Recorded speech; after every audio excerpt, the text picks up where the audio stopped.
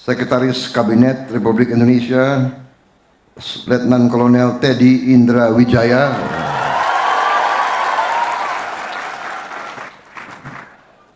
Kenapa kalau Teddy selalu paling ribut? Yang presiden saya. Ini emak-emak itu. Saudara-saudara, memang negara kita adalah negara yang sangat besar. Kadang-kadang kita tidak sadar betapa besar bangsa kita. Kita menepati wilayah yang ujung barat sampai ujung timur itu lebih panjang dari Amerika Serikat, lebih panjang. Kita menepati 3 zona waktu.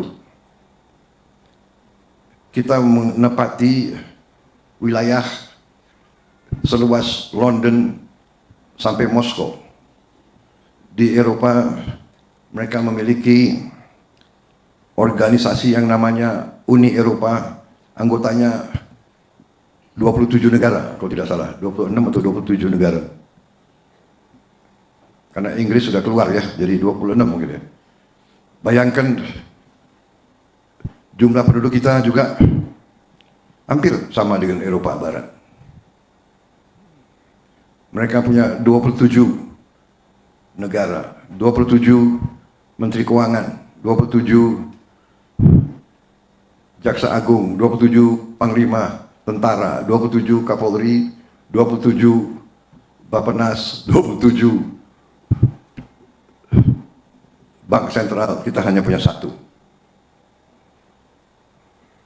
Kita juga negara yang sangat majemuk, negara yang terdiri dari ratusan kelompok etnis, ratusan bahasa daerah.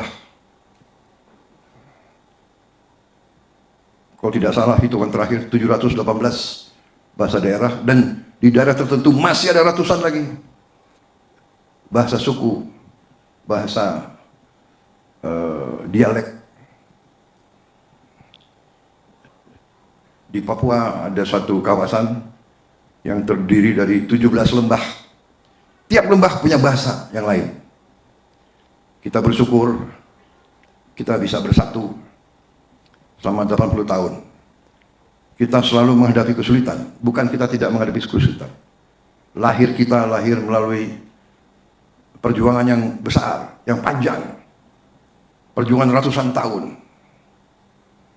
Begitu kita proklamasikan kemerdekaan, kita hadapi perang.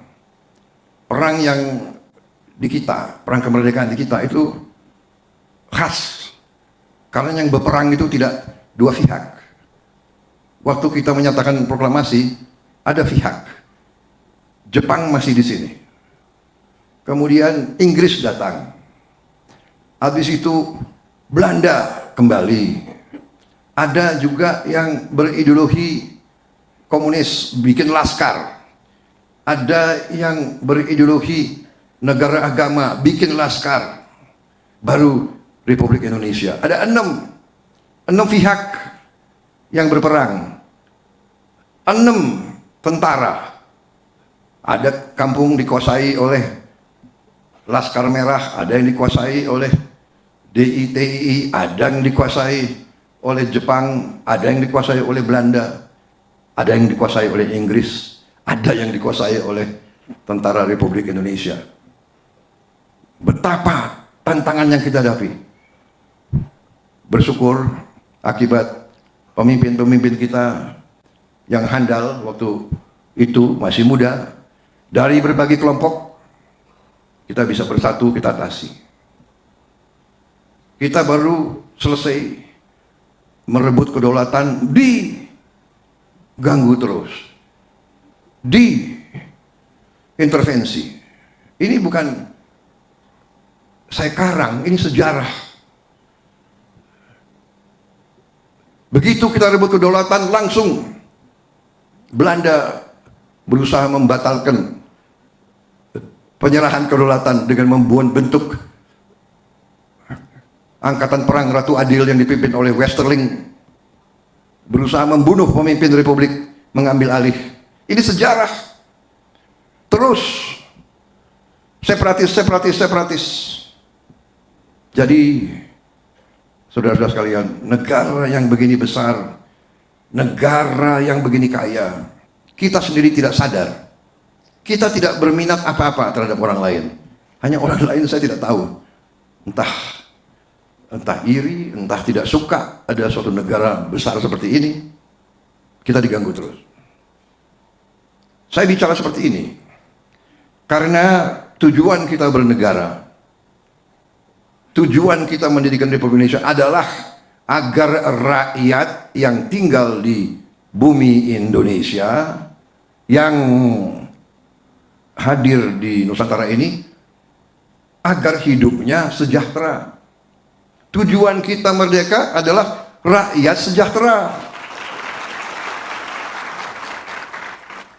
Setelah 80 tahun, kita harus bertanya, apa rakyat kita sudah sejahtera? Masih banyak rakyat kita yang hidup dalam keadaan yang belum bisa kita katakan sejahtera. Hari ini merupakan upaya kita, usaha kita untuk membantu rakyat kita yang paling lemah, yang masih belum kuat, yang ingin hidup terhormat, ingin hidup layak dengan kualitas hidup yang pantas. Dan ini tekad kita, ini perjuangan kita bersama. Karena itu saya ucapkan terima kasih ke semua pihak yang hari ini bersatu sehingga kita bisa memberi suatu kualitas hidup kepada rakyat kita. Mereka harus punya rumah yang layak. Ini usaha yang sangat membanggakan, tapi masih jauh daripada yang harus kita capai.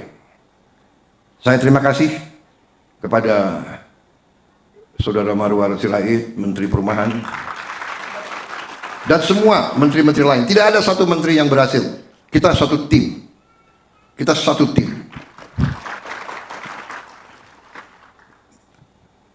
Tidak bisa keberhasilan itu tertumpu kepada 1-2 orang. Jadi saudara-saudara, saya mohonlah jangan terlalu terima kasih kepada Prabowo Subianto. Ini kewajiban saya dipilih untuk bekerja untuk rakyat. Saya dibantu oleh tim yang hebat, saya terima kasih. Ini adalah putra-putri terbaik Republik Indonesia. Saudara-saudara, seorang pemimpin yang ingin berhasil, kuncinya adalah harus memilih tim yang hebat. Sama dengan sepak bola. Sama, tim sepak bola mau berhasil harus dipilih tim yang hebat. Siapa kiper, siapa striker, siapa tengah, siapa main pertahanan, siapa. Yang terbaik harus kita pilih. Jangan lihat ini saudaranya siapa, ya kan? Konconya siapa, kroninya siapa. Kroni, konco, tapi nggak bisa strike, nggak bisa dapat gol, nggak bakal menang-menang kita, saudara-saudara. Ya, nggak ditanya orang tuanya siapa, sukunya apa, agamanya apa, nggak ditanya, nggak boleh kita tanya. Republik Indonesia dari Sabang sampai Merauke, ratusan suku bangsa, ratusan bahasa daerah, berbagai agama besar, berbagai ras yang besar. Kita Indonesia harus bersatu, harus kompak. Dan ini yang saya lihat, saya merasakan. Saya boleh bicara begini karena saya sudah 1 tahun memimpin. Dalam 1 tahun saya kira kita sudah buktikan kepada rakyat. Banyak yang kita hasilkan untuk rakyat.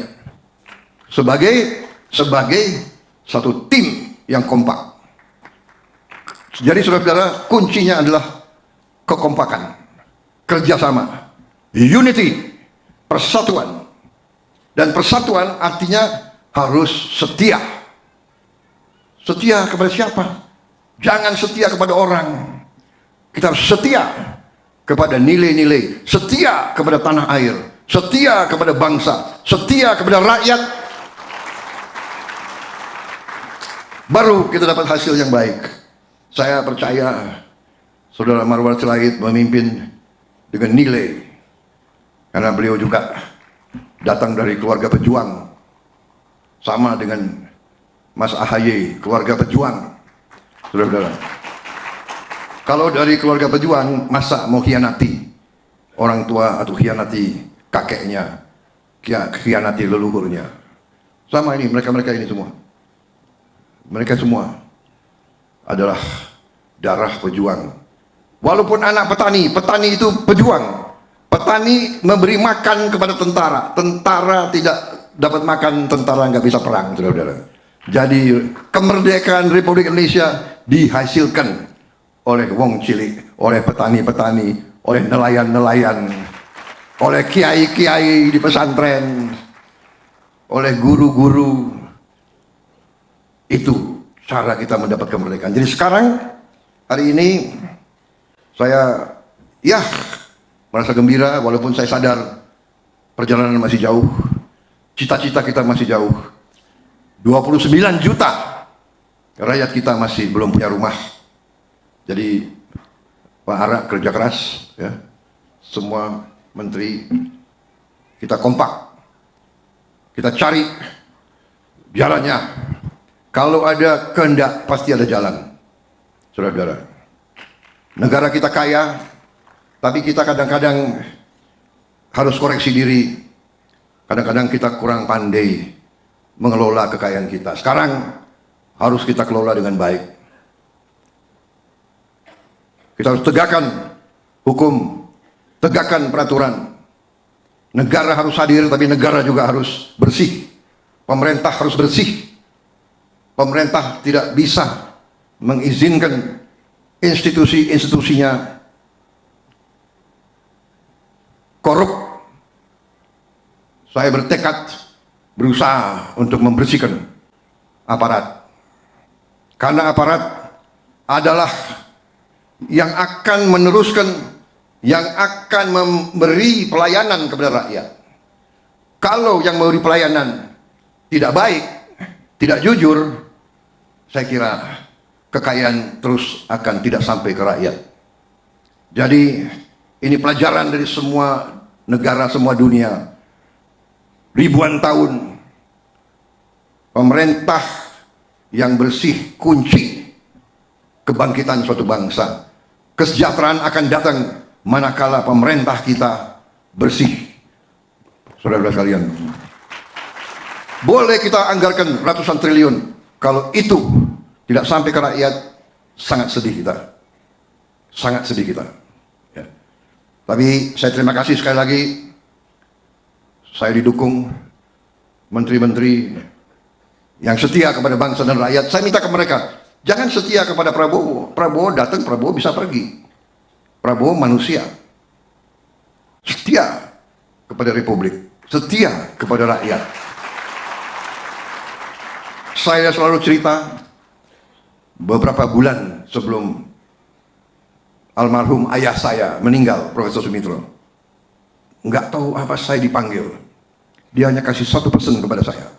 Dia sudah di kursi roda, mungkin dia merasa akan dipanggil Tuhan. Dia mengatakan, Prabowo, kalau suatu saat kamu berada dalam keadaan bingung dan ragu-ragu, ingat, selalu berpihak kepada rakyatmu. Itu pesan beliau. Dan itu saya pegang. Tanya menteri-menteri, kalau dihadapkan dengan keputusan cara bertindak A atau B atau C, saya selalu tanya, mana yang menguntungkan rakyat kecil? Kalau yang A, ya A, jalankan. Kalau B, ya B. Kalau C, ya C. Karena pendapat saya kira-kira sama dengan ayah saya. Kalau orang yang kuat, ya dia sudah kuat. Sudah. Dia tahan banting, silakan. Tapi yang paling lemah, ini yang harus kita bela. Ini yang harus kita berdayakan. Tapi yang disampaikan oleh Pak Ara benar. Kalau yang paling lemah ini berdaya, ya dia akan hidupkan seluruh ekonomi. Ya. Saudara-saudara, makanya saya bertekad kita mampu menghilangkan kemiskinan. Kita mampu, saya sangat yakin. Tapi kita harus berhenti. Hentikan penyelundupan. Hentikan penyelewengan. hentikan korupsi, hentikan segala bentuk tipu menipu. Sudah lama kita jadi orang Indonesia, ya kan? Jangan markup gila-gilaan. Markup gila-gila sama dengan mencuri, saudara-saudara sekalian, sama mencuri. Jangan karena pakaian bagus, pinter ngarang-ngarang di kertas, mau ngakalin pemerintah, ngakalin rakyat. Jadi saudara, sekali lagi terima kasih semua pihak yang berhasil hari ini, prestasi luar biasa, 50.000, 30 akad masal rumah subsidi. Dan ini, program ini dimulai dari Presiden SBY, diteruskan oleh Pak Jokowi, saya teruskan, saya tingkatkan.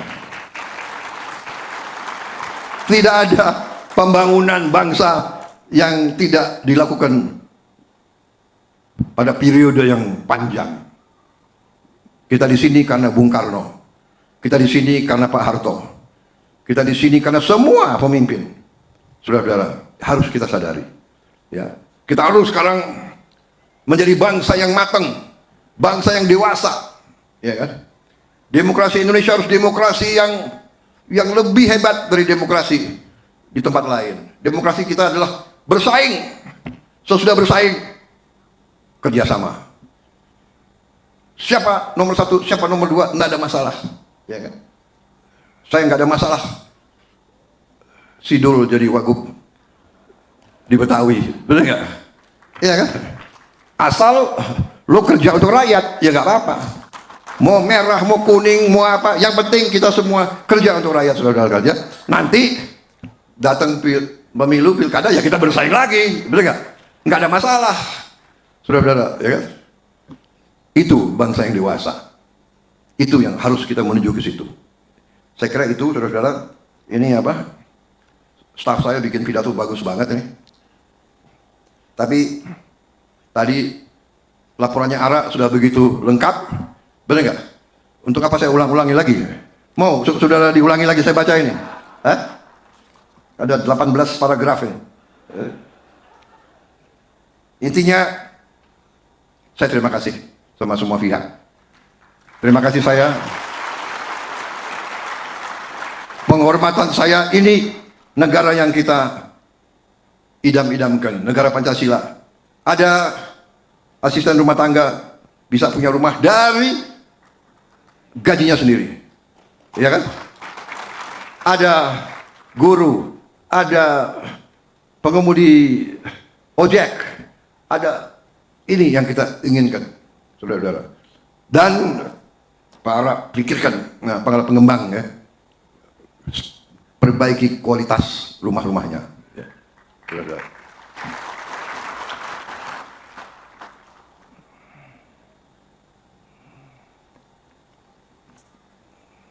Terima kasih semuanya sekali lagi. Kita menatap masa depan dengan gagah berani. Pasti ada masalah, pasti ada tantangan. Semua kita hadapi dengan baik. Bencana kita hadapi dengan kompak, bersatu semua. TNI, Polri, BNPB, Basarnas, Pemda, semua bekerja, relawan, rakyat. Ada kontraktor yang mengatakan, jembatan Pak, jembatan ini kalau saya bangun 1 bulan, kita mampu bangun 7 hari. Mereka kerja siang malam. Kerja siang malam. PLN, Pertamina, desa-desa terpencil kita antar pakai helikopter. Penerbang helikopter mempertaruhkan nyawa. Daerah situ bukan daerah yang gampang. Kabut cepat turun.